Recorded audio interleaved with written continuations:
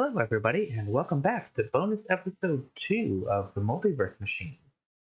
In last bonus episode, we talked about extreme reactors, which you can see behind me there. In this episode, we're going to talk about how I'm going to approach the Applied Energistics system. As you know, the goal is to create a single machine that can autocraft the final star, which will require materials from every single dimension mod in this mod pack. And the only way to do that is to connect the systems using these quantum bridges. So I've set up a little demonstration here just to go over how I'm going to be approaching this, how I'm going to do it. That way, in the actual episodes, I don't have to stop and explain and say, this is what I'm doing. I can just expand the network as needed and then demonstrate what I did. As far as setting up specific machines that automate specific items from specific mods, those will be done on camera. But the actual backbone of the network here shouldn't be an on-camera thing. Let's go over it right here. So the idea is that this network will be the one that does the autocrafting. And it's going to have white cables. So here we've just got our, infinite energy, we've got our default system, and the white cable, and you'll see there are 3 of 32 channels in here. Those are actually taken up in the dimension, but I'll show those in a second.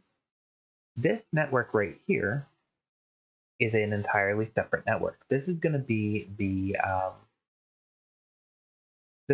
quantum network that manages dimension access. In reality, there's going to be more controllers probably for both networks.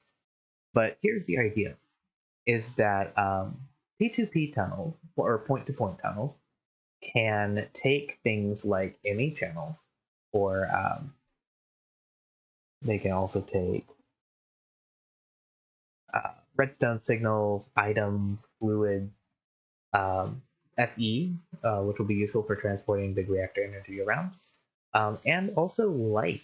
Light can be transferred through the ME system. But the idea is that a P2P tunnel takes one channel on a network, and it transfers something from itself to another P2P tunnel on the same network. These quantum rings, of course, they will link a network in one place to a network in another place, allowing cross-dimension travel. If we were just to try to go through can't place anything there, so that doesn't work. But in this case, we've got our 2 linked quantum rings, and we've got our black network going into that one and out of this one. And here we've got another P2P tunnel that has been linked to this other one right here. And what it's doing is the tunnels are transferring all 32 of these dense channels over one single channel in Black Network. So here we've got 3 items, 3 channels, and all of them are capable of being used just by using the one channel there. It's a nifty little way to spread out your network over large spaces, large worlds, multiple dimensions. And in fact, actually, if we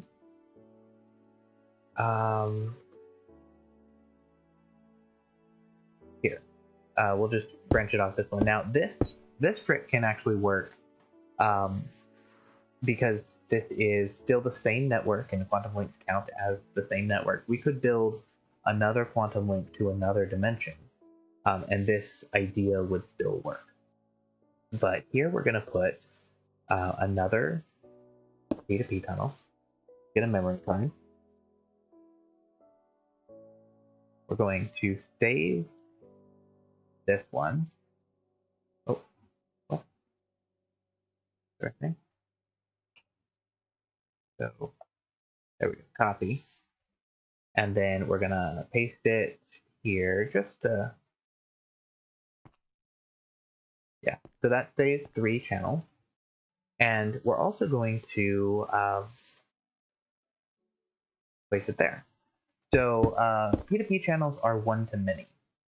And what that means is that if I grab a drive from here, okay, so that's connected. We'll do 4 channels on this one. See, so 4 channels on this and 3 channels on that. two channels here, one for each P2P tunnel. But if we come back in here, we got two channels, one for each P2P tunnel. We've got 7 channels here. So what this is doing is you can transfer the one input to multiple outputs. It doesn't work in reverse. You can't do multiple inputs to one output, but you can spread this out. So if you've got 32 channels going into here, you don't have to waste them all right here if you don't want. You can spread them out. And again, this could be in a different dimension. This cable, we could pretend that there was another quantum link here that traveled to a different dimension, and then these 4 would be in that dimension. So that's just the basics of the backbone of the network. Again, specific machines that do certain autocrafting, those will be done on camera, but this is how the ultimate network is going to be set up. And if you see these colors being used, that's what the black network is going to be transferring P2P channels throughout the different dimensions, and then the white network will be the core of our main network. But that about wraps up the Applied Energistics bonus episode 2. I will see you in the main series, and I hope you all have a great day.